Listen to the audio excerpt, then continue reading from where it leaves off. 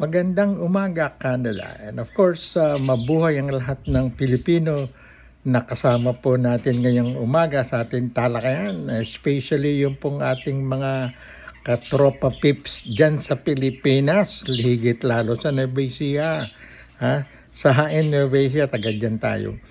Well, napakatindi ng ating tatalakayin ngayon. Lilihis daw muna natin may daw. Huwag muna yung impeachment. Anyway, konektado rin ito sa impeachment ni Sara Duterte. Yung in-expose ni PBBM, yung sinasabi niyang matitinding kontratista. Nagalit kasi ang Pangulong Marcos dahil sa nakita niyang pagbaha. Halos sa buong Pilipinas to. At nagtaka siya, daan bilyong piso ang pondo ng flood control sa buong bansa. Bakit bahang-baha lalo sa Central Luzon? Ito po, in-expose niya kahapon, August 11. Ngayon po, August 12. In-expose niya kahapon yung top 15 na kontratista na kumupo ng mahigit 500 bilyon na 545 billion na pesos na pondo ng flood control projects daw. Yung iba naman nakita ng Pangulo na ubos yung pera yata. Walang nagawang sinasabing flood control. Nagkaroon pa ng insertion yung pagdagdag po ng pondo sa 2026 General Appropriation Act na ibinigay kaninang umaga ng Department of Budget and Management sa Presidente para pag-aralan at pirmahan. Ika nga natin. Pero ang nangyari ngayon, inilabas ng Pangulo at inaasahan ko na yung paglabas niyan. May pipiyok na mga mambabatas. Ito, unang pumiyok. Mga kababayan, itong si Joel Villanueva ng Bulacan, senador ng Honorable Senator from the province of Bulacan. Sinasabi nila yan sa mga ginagawang sesyon sa Senado. Sabi ni Villanueva, wala akong alam na senador na dawit dyan sa sinasabing fraud, or scam or posibleng konektado sa paggastos o kumita. Sabi nga, kumita. Diyan sa proyekto ng flood control. Unang-una, sinabi ng Pangulo, o sinabi ng ahensya, ng COA o ng Department of Public Works o ng kahit sinong namamahala dyan sa mga baha-baha. Number 1 ng Bulacan, kasamang Tarlac, Pampanga, Nueva Ecija, Pangasinan, sa mga binabahang mga probinsya. Kahit na bilyon-bilyon po ang ginagastos sa pati Davao City nga, 51 billion ng tinanggap ni Baste, o rather ni Pulong, si Congressman Pulong Duterte, nung presidente yung tatay niya. Flood control project, 51 billion, Davao City lang. Unang binabahan Davao City sa Davao, buong probinsya ng Davao. Okay, balikan natin mamaya. Puntahan ulit natin yung sinabi ni Joel Villanueva. Akala ko magaling yung pastor kasi ito Jesus Lord nung araw, nag-congressman muna yun ng Sibak party list hanggang sa maging senador. Akala ko hindi marunong magsinungaling kasi pastor yan ngayon hindi ko alam kung kailan nagsasabi ng totoo. Sapagkat naging amuyong siya naging right hand nitong si Jesus Escudero. At unang pinagtatanggol siyempre yung boss mo, yung amo mo, although pareha silang senador. Ito lang nga si chief na niya, si Cheese, naging Senate President, kaya siya ang right hand. Ika nga natin. At sa in-insert na 142.5 billion ni Cheese Escudero, Escudero sa 2026 GAA na 142.5, 12 bilyon ang nakalat sa Bulacan. Kaya galit na galit itong si Governor Fernando Sabi niya, nasaan yung bilyon-bilyong project expenses ng flood control ng Bulacan? Kami unang binabaha, konting ulan, habagat, baha na ang halos buong Bulacan. Nasaan nalaata silang nakikitang bilyones? Saan dinadala ng kontratista ng Bulacan ng flood control? Alangan namang walang alam itong si Joel Villanueva. Ito sinabi niya, kahapon mismo o kanina, walang senador na involved dyan. Kanina, bumulagta ka agad. Kaya ako'y gumawa ngayon ng nagulantang ako. Sinabi ni Chis Escudero, yung pampito sa 15 top contractor ng flood control project. Ayan, dinahandahan ko para marinig ng ating mga medyo may kahinaan tayong senior citizen, ng mga katropa pips ko sa buong Pilipinas at sa buong mundo. Ika nga natin. Number 7 po. Itong Centerways Construction and Development Incorporated na ang Pangulo ay si Mr. Lawrence R. Lubiano. Saan ko nakita? In-expose na yan ng Rappler. Rappler po. Mababasa nyo yan. Sabi niya, itong Pangulo ng Centerways Construction and Development Incorporated, inamin ni Chis Escudero sa kanyang press conference. Matagal na niyang kakilala, kaibigan at tubong taga Sorsogon.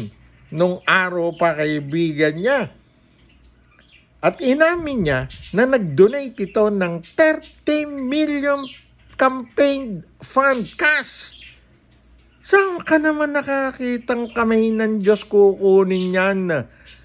Nung Lawrence Lubiano, presidente ng Centerways Construction and Development Incorporated, na nung hindi pa tatakbong senador o mayor pa yata ng Sorsogon or governor ng Sorsogon.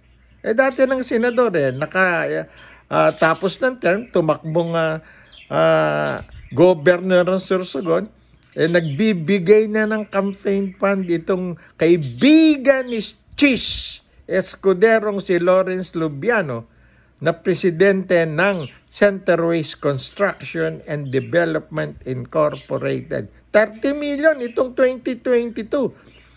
Before 2022 election, lilima lang pala ang kontrata niyan sa flood control. Matapos manalo si Chis Escudero na senador noong 2022. Inubo ko hanggang ngayon. Naging 44 ang kontrata. 1% lang naman sabi ni Chis. 1% ang nakuhang kontrata ng 545 billion project para sa anti-flood control program. Magkano? Sabi nga ng Rappler, 1%. Aba, 16 billion. 1% lang yun. Pinagmalaki pa ni Chis Escudero. Sino namang pitong sira-sira ulo ang maniniwala sa kanyang wala siyang ginawang paraan? I don't know, hindi ko rin sinasabi. Ginamit ni Escudero ang kanyang pagiging senador sa public works. 5 kontrata before the election. Manalo siyang re-election. Nanalo uli siyang senador noong 2022. 2025 pa lang ngayon. Mag-4 na taon pa lang. na senador naging Senate President siya. Ano nangyari? 44 ang kontrata, hindi lang sa Sorsogon, sa buong Pilipinas na yata. 1% from 5 to 44 contracts worth 5.16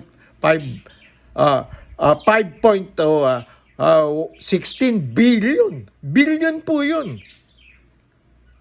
Ha? Ako hindi pa ako nakakabilang ng 1 milyon eh. Billion. Nak ng dragon. Ha? Nak ng dragon. Abay, Kapitan, Super Kapitan Larry Bagisa. Kasi Larry Bagisa, milyonaryo yan. Hindi pa nakakahawak, nakakikita ng 1 billion pa yan. Hindi. Pero mayaman na sila. Legal lahat yung kinikita nitong mga kabarkada nating milyonaryo eh. Ito, kontratista. Naknanday, pinagtanggol pa. Agad nitong si Joel Villanueva. 12 billion pala yung Bulacan niya sa insertion ng 142.5 billion special project ni Escudero sa 2026 General Appropriation Act. Ng dragon, mga kababayan. Ha? O isa pa, sabi nila, demolition job. Sabi ni Chis Escudero. At tinitira siya ng Rappler. Walang senador na konektado. Sabi naman ni Villanueva, pinatatamaan itong congressman na Saldico. Ako Bicol. O yung kasama kasi yung ako Bicol eh. Congressman, nag-iisa yun. Mayaman talaga daw yung Saldico na yun eh. Nung araw pa yan. Nung congressman pa yung utol ko eh. Sabi niya, kilala ko yung Katol yun eh. Sabi niya, kasama ko sa Senado, bilyonaryo yata yan. At kontratista, alam namin yan. O sino pa? O ba, itong tumakbong mayor ng Pasig, na nakalaban ni Vico Soto, si Diskaya. 5 o 7 contractors company ang involved siya. Kaya pala bilyonaryo. Dami-daming perang inilabang kay Vico. Siniro ni Vico Soto at mga kasama niya. Yan ang ating sinasabi kapag meron kang bahong itinatago. Iuutot yan eh. Sabi nga natin, ang unang pumiyok siyang umutot. Sinabi ka agad ng dalawang tinitingala akong senador, si Joel Villanueva at si Chis Escudero. Tinitingala ko, pinagboboto ko yan eh. Bumoboto po kami rito sa abroad, sa Toronto, Canada. Bumoboto kami, overseas voting yan eh. Phil Canadian ako. O kami mag-asawa, Phil Canadian. Binoto namin. Ngayon, grabe pala. Mahirap din wala ka sa Pilipinas eh. Paano naman? Hindi mo alam. Sa dami ng connection ko pa ngayon, mga reporter. Di ba sabi ko sa inyo, hindi ko tinatanggal ang connection ko sa mga kasama kong journalist. Although sports journalist ako dyan nun, tri-media man nga ako sa sports eh. Radio, TV at print media, meron ako nung araw. Bago ako nagpunta rito, nung mahigit 10 taon akong sports journalist dyan. O yun nga sinasabi natin, si Chis Escudero unang pumutok. Inamin niya, kaibigan niya si Lubiano. Lawrence R. Lubiano, presidente ng Center West Construction and Development, nagbigay ng 30 million cash sa kanyang campaign. Palagay nyo ba, walang kapalit yun? Mga Pilipino pa naman. Tutulungan niya politiko. Yung mga Escudero pala, lahat palit-palit lang silang governor, congressman. At nung pang-araw, nagbibigay na ng cash campaign budget itong Lubiano. Alam nga namang, ewan ko po, kayo na po tayo na po lahat mag-isip. Hindi ko sinasabing tumanggap ng cash. Ang laki nun eh. 5.16 billion, 30 milyon ang puhunan. Talaga sa sugal, pag namuhunan ka ng malaki balik. Hindi ko sinasabing si Chis, pero unang pumutak. Sabi nga sa amin nila Insampet, nila Abay Pempiculyado, ayan. Unang pumutak, siya umutot. Ganun po sa akin eh. Oh, bago ko magtapos, happy birthday muna sa aking mga kabatchmate, classmate, Arlene Cruz. Ha? Nasa New York ngayon.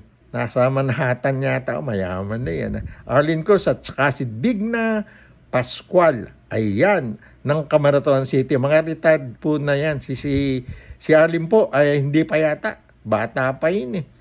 69, no? Ngayon pa lang yan, no? Magse-70. Matanda ako nung 2 taon doon.